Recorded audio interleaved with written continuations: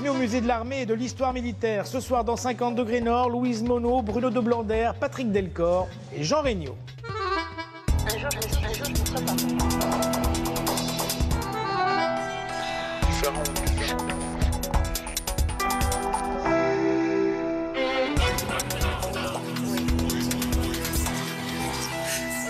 On va encore parler de dessins, de dessinateurs, et pas n'importe lesquels, les dessinateurs de presse avec notre invité suivant, qui dit conflit mondial, dit aussi forcément propagande dans la presse, et peut-être même guerre entre les dessinateurs. Absolument. L'historien belge Patrick Delcor s'est intéressé à ce qui a été publié dans les journaux durant les années de guerre, dans les journaux tant alliés qu'ennemis, évidemment.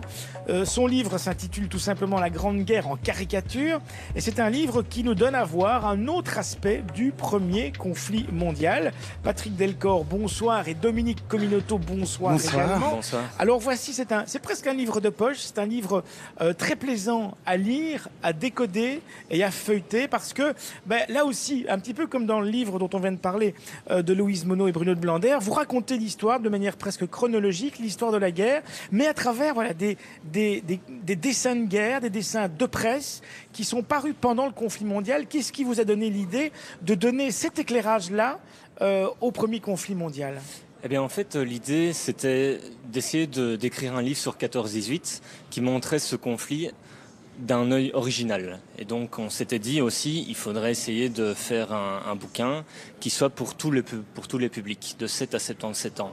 Alors, Il y en a un qui a déjà imaginé ça il y a longtemps. Il y a eu beaucoup de succès pas depuis. forcément, oui, c'est vrai, tout à fait. Absolument. Et donc, on s'était dit, un des aspects originaux de ce conflit, c'est tout un dessin de presse qui existait à l'époque.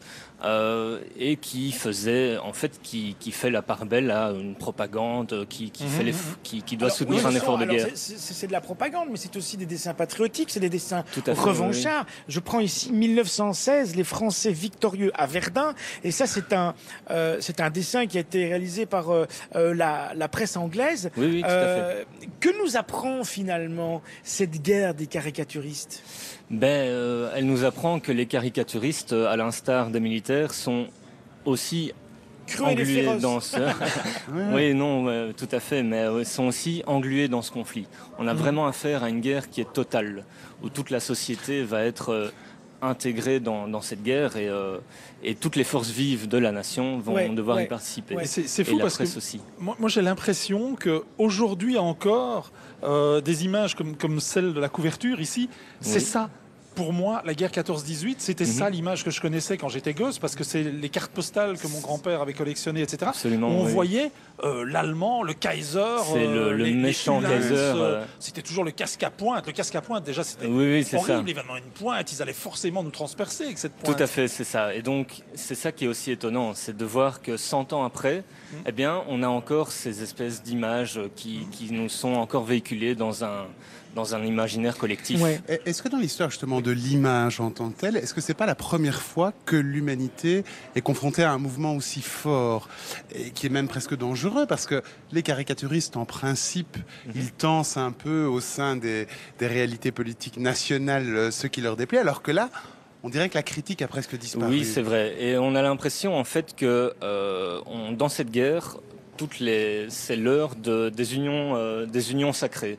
C'est l'heure un peu où tout le monde, quelles que soient ses opinions, va se mettre derrière un idéal commun, celui de défendre la nation, Et alors c'est toujours aussi cette idée que c'est nous les agressés dans l'histoire, et que c'est absolument les autres en face qui sont responsables de cette cruauté.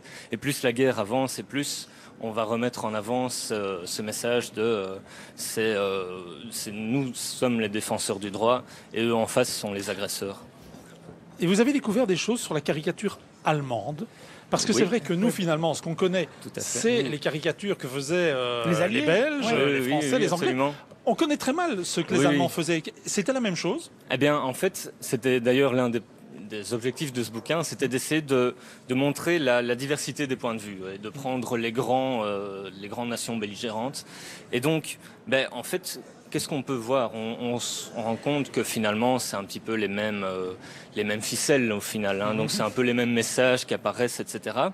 Mais l'une des choses, moi, qui m'a marqué personnellement, c'est un aspect graphique qui est assez spécifique dans les dessins allemands. On voit vraiment des dessins très épurés, avec une utilisation très particulière de la couleur, etc., qui est très différente, par exemple, dans le dessin français. Alors, de nouveau, là, ça entre un peu dans la caricature, justement.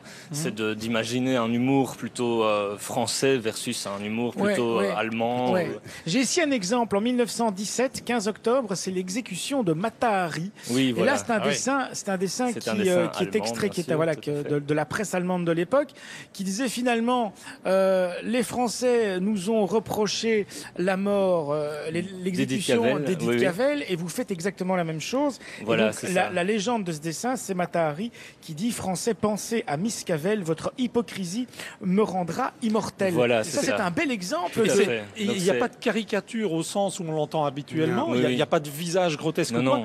Mais Ici, il y a une caricature qui est quand même très forte, qui est d'un côté les soldats qui tirent, qui sont une masse noire informe, et Mata Hari en robe rouge, une sorte d'idéal parfait. Et de nouveau, c'est un peu l'idée de vous présenter comme les chevaliers blancs, ceux qui sont qui avaient le droit avec vous, mais voyez ce que vous faites, et finalement vous faites ce que vous reprochez aux autres. On en a souvent parlé, et puis je donnerai la parole encore à Dominique. On en a souvent parlé avec les caricaturistes d'aujourd'hui, Kroll entre autres, en disant finalement les caricaturistes d'aujourd'hui analysent.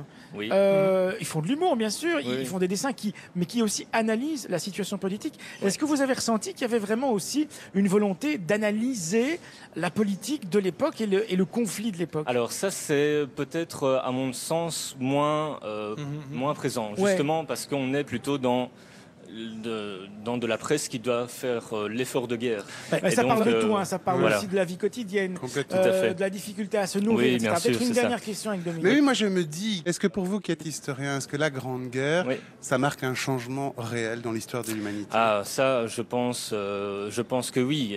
Je pense, à l'instar d'autres historiens, que finalement, d'une part, c'est le premier conflit global dans lequel toutes les forces de la nation, on en a parlé tout à l'heure, sont intégrées. On peut aussi y voir la matrice du XXe siècle. Et ce qui est intéressant, par exemple, c'est que le premier conflit mondial, dans sa forme, dans les combats, etc., amène déjà aussi le deuxième. On voit par exemple l'utilisation d'armes de plus en plus meurtrières, les avions, les sous-marins, les choses comme ça. Plus symboliquement que le 19e siècle s'est terminé en 1914, mais que le 20e a commencé. Voilà, c'est ça. On voit un peu mondial. ça dans cette optique-là. Voilà, La Grande Guerre en caricature, c'est donc signé par notre invité Patrick Delcor, et c'est aux éditions Soliflore. C'est un petit livre très riche et qu'on vous recommande, bien évidemment. Et merci beaucoup, Patrick Delcor, d'avoir été des nôtres. Merci. Voici tout de suite ma plus belle rencontre. Un jour, je ne serai pas. Faire honte.